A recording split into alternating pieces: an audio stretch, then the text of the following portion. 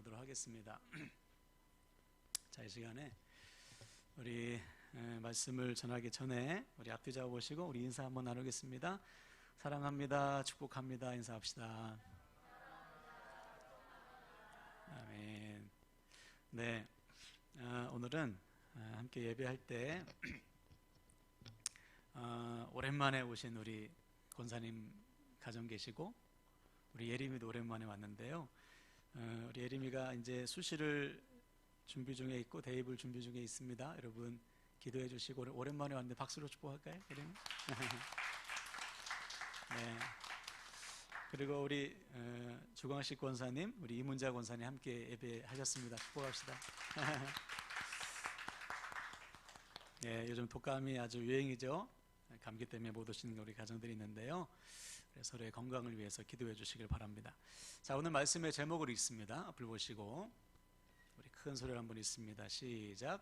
온유함을 통해서만 영혼이 살아납니다. 아멘. 오늘도 주일 예배 동참하신 우리 모든 가족들, 우리 지체들을 축복합니다. 다음 주일이 추수감사절이에요.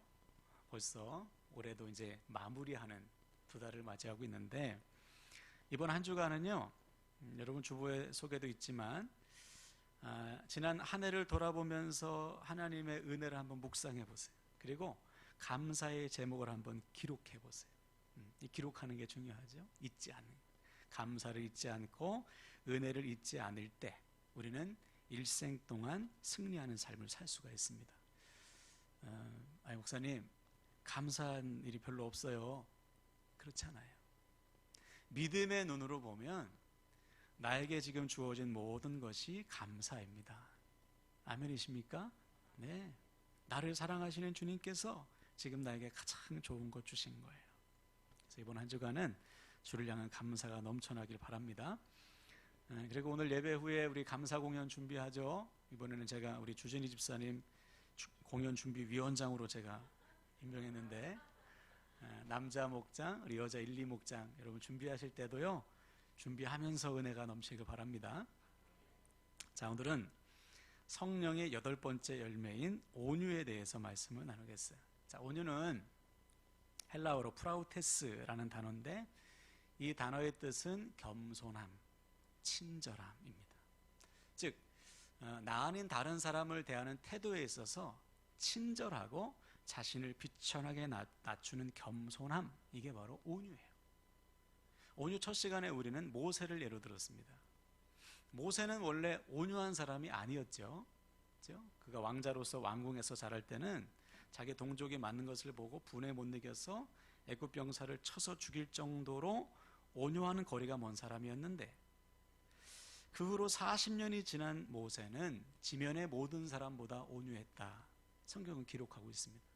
어떻게 해서 그렇게 됐지요? 주님께서 다듬으셨어요. 온유하지 못한, 겸손하지 못한 모세를 깎고 다듬으셨습니다. 미디안 광야에서 40년 동안 양을 치게 하면서 바짝 낮추셨어요. 그래서 하나님은 40세의 모세가 아닌 80세의 모세를 쓰셨어요. 왜 그렇죠? 40세 모세는 안 돼요. 힘이 있고 재능이 있고 능력이 있지만 온유함이 없기 때문에 백성들을 이끌 수가 없는 거예요. 품을 수가 없는 것이죠. 그런데 하나님이 다듬으신 온유하신 80세의 모세는 수백만의 백성들을 품고 이끌 수가 있던 것이죠. 지금도 마찬가지예요. 하나님은 재능이 있다고 능력이 있다고만 쓰시지 않아요. 겸손하고 온유하게 다듬으신 다음에 쓰십니다. 여러분, 오늘 말씀을 통해서도 우리가 온유함으로 겸손하게 다듬어지시기를 주님의 이름으로 간절히 축원을 드립니다. 두 번째로 우리는 온유한 자가 누리는 복에 대해서 말씀을 나눴어요.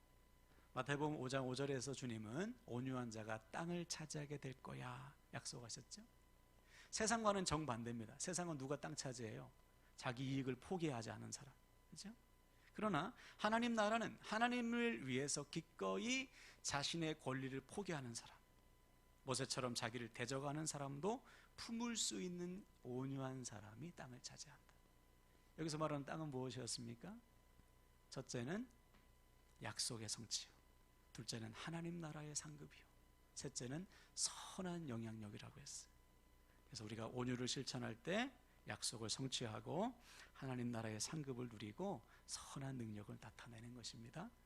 저와 여러분의 삶이 이렇게 되길 축복합니다. 아멘. 자, 저를 보세요. 말씀은 눈으로 듣는 거예요. 우리 학생들, 또 우리 부모 세대 집중해서 말씀을 잘 들으세요. 자, 세 번째로 온유를 통해서만 복음이 흘러간다. 베드로는 명령했습니다. 대답할 것을 항상 준비하되 온유와 두려움으로 하고, 즉 온유한 마음, 겸손한 마음을 통해서만. 좀 더 구체적으로 이야기하면 영혼을 불쌍히 여기는 마음을 통해서만 복음이 흘러가요. 이 베드로의 체험적 고백이죠. 베드로는 주님을 부인했어. 3번씩이나 저주하면서. 근데 주님께서 그런 베드로를 불쌍히 여기셨어요. 온유함으로 찾아오셔서 다시 회복해 주셨습니다.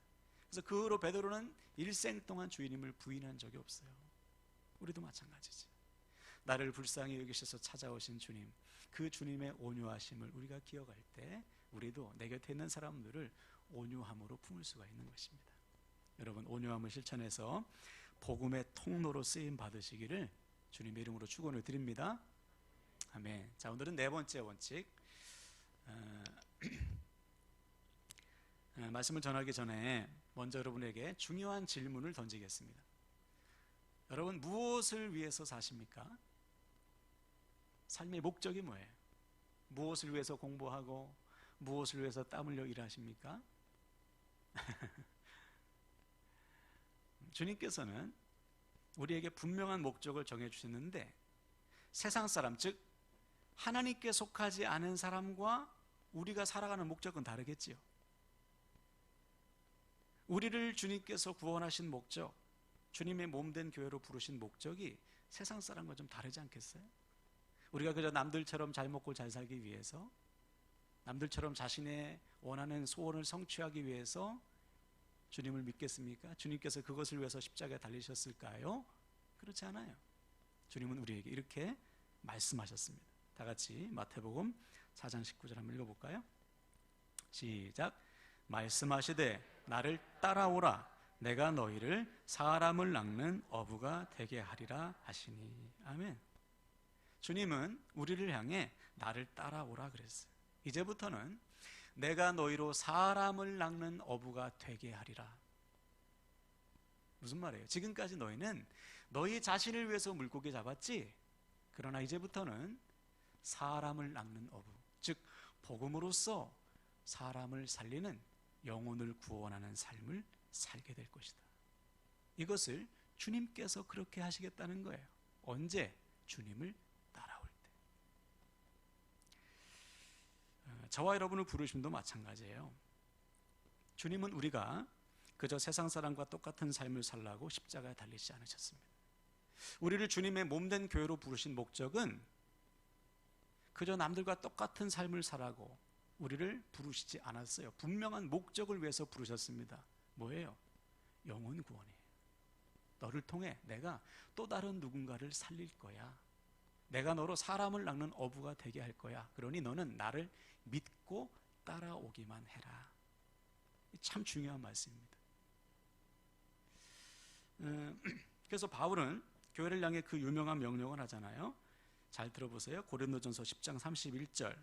너희는 먹든지 마시든지 무엇을 하든지 다 하나님의 영광을 위하여 하라. 그렇죠? 여러분 잘 아는 말씀이잖아요. 먹든지 마시든지 무엇을 하든지 다 하나님의 영광을 위해서 해라. 그러면 하나님의 영광을 위해서 산다는 게 도대체 뭐예요? 이어서 바울은 이렇게 얘기했습니다. 32절 33절 한번 읽어볼까요? 다 같이 읽습니다. 시작. 유대인에게나 없어요? 10장 30, 33절 제가 읽겠습니다. 유대인에게나 헬라인에게나 하나님의 교회에나 거치는 자가 되지 말고 나와 같이 모든 일에 모든 사람을 기쁘게 하여 자신의 유익을 구하지 아니하고 많은 사람의 유익을 구하여 그들로 구원을 얻게 하라. 따라합시다. 거치는 자가 되지 말고 구원을 얻게 하라. 이거예요. 하나님께 영광 돌리는 삶이란 거치는 자가 되지 않은 것입니다. 나 안엔 다른 사람을 실족해서 구원해서 멀어지게 하지 않는 것, 이것이 소극적인 영광이에요. 언제 우리가 사람들에게 실족하게 하고 상처를 주나요? 거치는 돌이 되지요? 내 자신의 기쁨을 구할 때. 나의 유익과 기쁨을 구하는 사람은 거치는 자가 돼요. 반대로 언제 하나님의 영광에 대해서 영혼을 구원하게 됩니까? 나 안엔 다른 사람의 유익과 기쁨을 위해서 살 때, 적극적으로 그렇게 살아갈 때 나를 통해 한 영혼이 주 앞에 돌아오는 구원의 역사가 나타난다. 이것이 교회의 삶이요, 주님께서 우리를 부르신 목적이라는 거예요. 그러므로 사랑하는 여러분, 기억하세요. 우리가 사는 목적은 우리 자신이 아닌 하나님의 영광이요, 그것은 바로 한 영혼을 주님께로 인도하는 일임을 믿으시길 바랍니다. 이게 언제 가능하다고요? 주님을 따라갈 때. 자, 그런데 제 경우를 보니까 제가 오늘 말씀을 준비하면서 깜짝 놀란 게 있어요.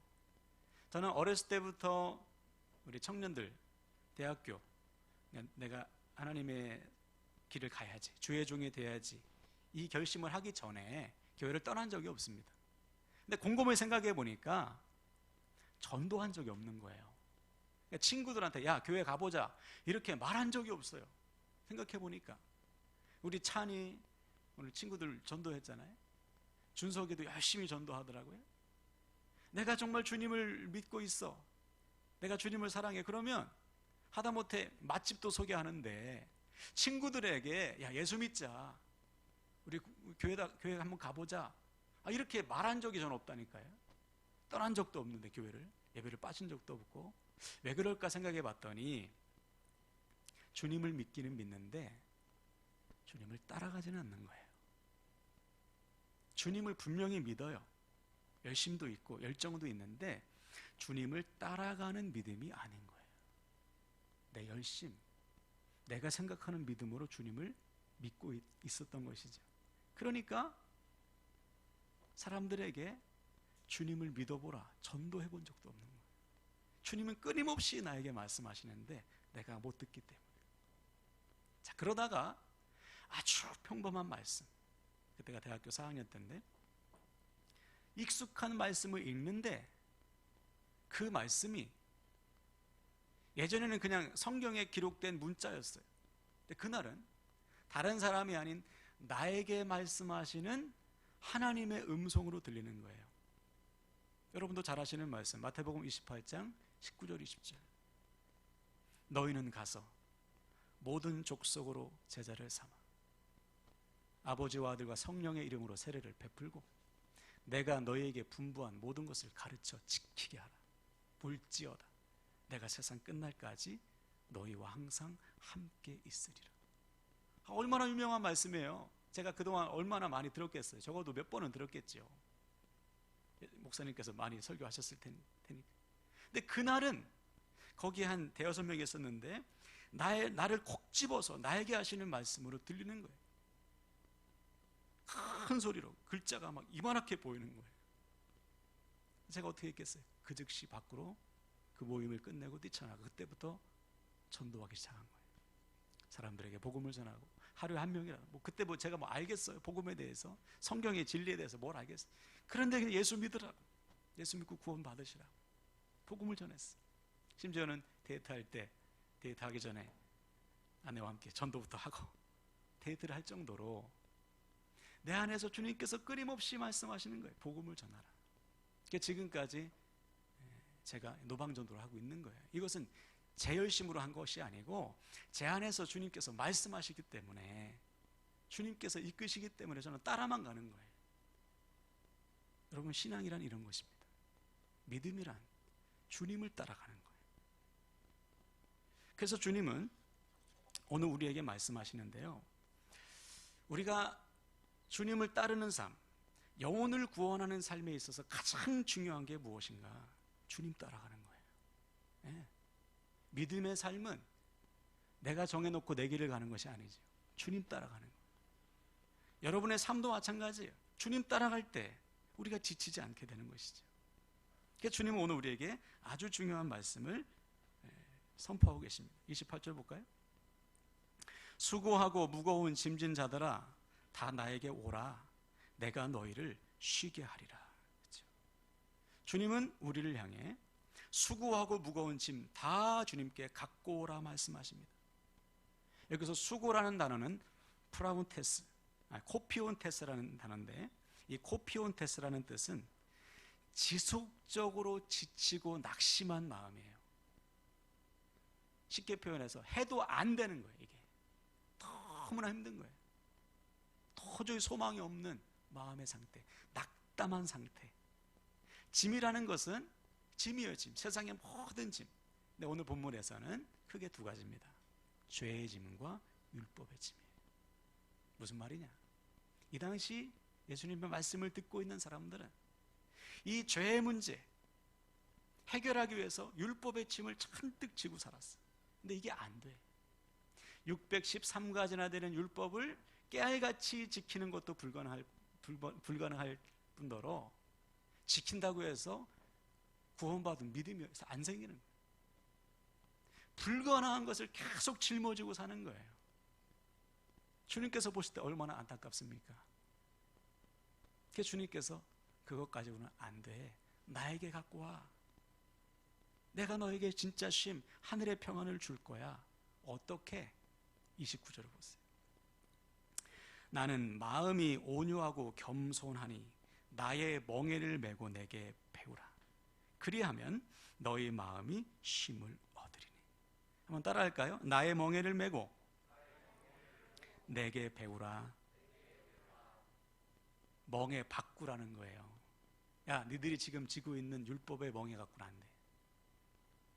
그걸로 되는 게 아니야. 내가 주는 멍에를 메야 돼. 나와 같이 매자. 그 멍에가 뭐예요? 주님을 믿으라는 거예요. 구체적으로 무엇을 믿습니까? 주님께서 주신 복음, 십자가의 복음을 믿으라. 좀 더 구체적으로 설명하면 죄인된 우리를 불쌍히 여기신, 그래서 하나님이신 주님께서 이 땅에 오사 자신을 겸손히 낮추신 그 온유하심과 겸손의 결정체인 십자가의 복음을 믿으라. 그때 죄의 짐이 해결될 것이다. 그리고 주님을 믿고 따르라. 그때 너에게 평안이 임할 것이다. 주님께서 우리에게 죄의 짐, 세상의 모든 짐을 해결할 수 있는, 그리고 이 땅에서 평안을 누릴 수 있는 길을 제시한 거예요. 주님의 멍에를 메고 내게 배우라. 배우라는 것은 헬라어 원어에 보면 따르라 이 말이에요. 주님을 믿고 따를 때 우리에게 구원이 임하고 평안이 임한다. 여러분, 바로 이거예요. 율법만으로는 안 됩니다. 믿음으로 되는 거예요. 열심만으로는 안 돼요. 온유함과 겸손으로 주님을 믿고 따를 때 되는 거예요. 네? 이것이 신앙생활입니다. 그때 나와 내 주변이 살아나는 구원의 역사가 나타난다. 지금 여러분이 구원받은 것도 한번 곰곰이 생각해 보세요. 주님의 한없는 온유하심과 겸손의 결과 아닙니까? 나 같은 영혼을 불쌍히 여기신 온유하심, 나 같은 죄인을 위해서 하나님의 본체를 버리시고 이 땅에 오사 죽기까지 복종하신 주님의 그 겸손으로 지금 우리가 주님을 믿고 사랑의 하나님을 알고 믿고 구원을 누리고 있는 거잖아요. 아멘이십니까? 그렇다면 우리도 겸손하시고 온유하신 주님을 믿고 따라가야죠. 그때 내가 살고 내 주변에 살아나는 구원의 역사가 나타나게 되는 것입니다. 자, 그런데 예수님 시대나 지금이나 평안이 없는 분들이 있어요. 열심히 믿습니다. 교회 생활도 열심히 해요. 근데 평안과 기쁨이 없어요. 왜 그럴까요? 열심은 있는데 믿음이 없기 때문에 부족해. 열심은 있는데 주님을 따르지 않아요. 그러나 한번 생각해 보세요. 믿음이 없이 열심만 가지고 살려고 하니까 얼마나 힘들고 지칩니까? 너무 힘든 것이죠.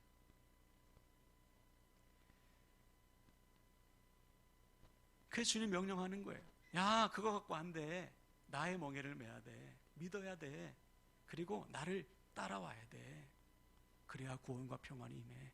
그래서 내 멍에는 쉽고 내 짐은 가벼운 거야. 믿고 따르기만 해.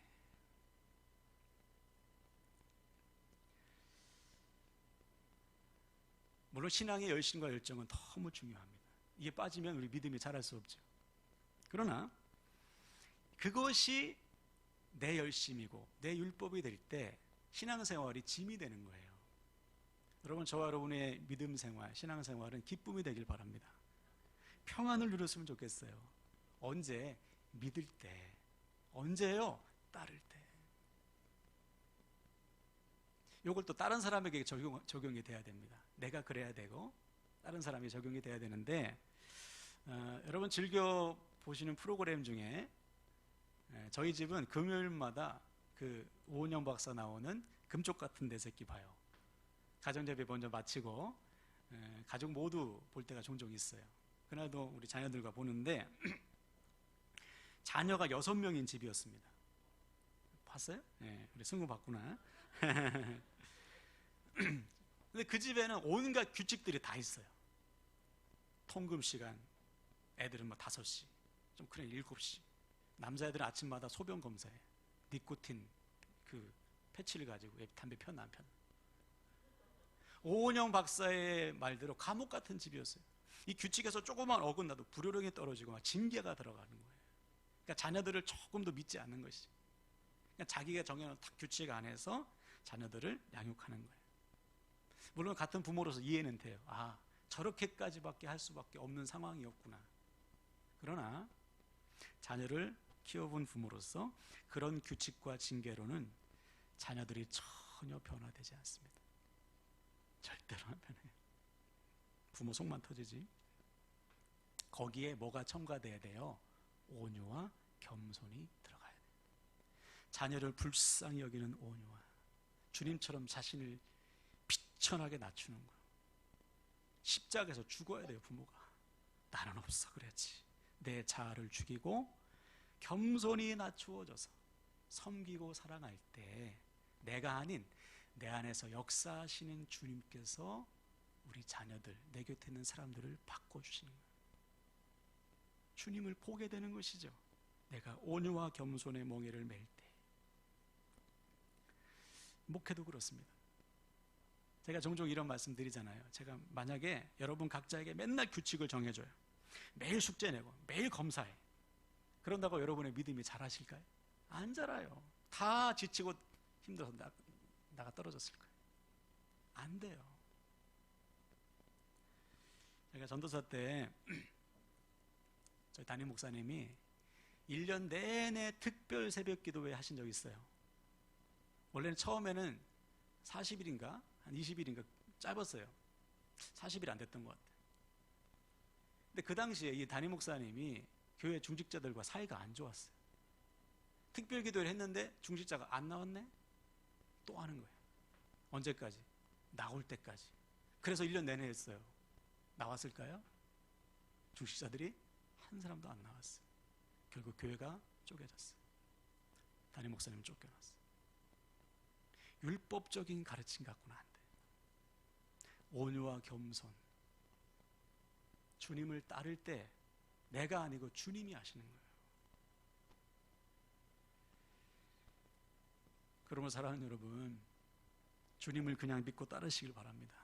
네, 그러면 주님이 하세요. 주님. 물론 이렇게 말씀하실 분도 있죠. 목사님, 주님 따르는 것도 힘들어요. 온유와 겸손 실천하는 것이 너무 어려워요. 율법을 지키는 것만큼이나 힘들죠. 그렇잖아요. 여러분, 주님 따라가는 거 쉽습니까? 믿음대로 사는 게 저절로 되나요? 부단한 노력이 필요하죠. 네, 율법 지키는 거나 뭐 별 차이 없는 것 같아. 그래서 바울은 오죽하면 고린도후서 1장 8절에 보니까요, 내가 힘에 겨워 살 소망까지 끊어졌다 이렇게 고백했어요. 복음을 전하는 삶이 너무 힘든 거예요. 실제로 바울은 순교하지 않았습니까? 수많은 성도와 주의 제자들이 목숨을 바쳐가면서 복음을 전했잖아요. 근데 바울은 왜 포기하지 않았을까? 왜 영혼을 구원하는 삶을 끝까지 붙들고 목숨까지 바쳤을까요? 천성적으로 좀 책임감이 강해서 그랬을까? 바울이 우리보다 좀 끈기가 있어서 그랬을까? 그렇잖아요. 바울은 이렇게 고백합니다. 골로새서 1장 28절 29절 다 같이 읽습니다. 시작. 우리가 그를 전파하여 각 사람을 권하고 모든 지혜로 각 사람을 가르침은 각 사람을 그리스도 안에서 완전한 자로 세우려 함이니 이를 위하여 나도 내 속에서 능력으로 역사하시는 이의 역사를 따라 힘을 다하여 수고하노라. 아멘. 따라합시다. 역사를 따라. 이거예요, 여러분. 바울이 끝까지 온유함과 겸손함으로 영혼을 구원하는 삶에 힘썼던 이유는 바울 자신의 능력이 아니고요, 바울 안에서 능력으로 역사하시는 주님을 따랐기 때문입니다. 그 주님을 믿고 바울은 아멘한 거예요. 하나님, 제 힘으로 할 수 없어요. 제 힘으로는 저 영혼 구원할 수 없습니다. 변화시킬 수 없죠. 그러나 내 안에서 역사하시는 주님은 제가 믿습니다. 주님께서 날마다 위로하시고 힘주셔서 바울은 그 주님만 믿고 따라간 거예요.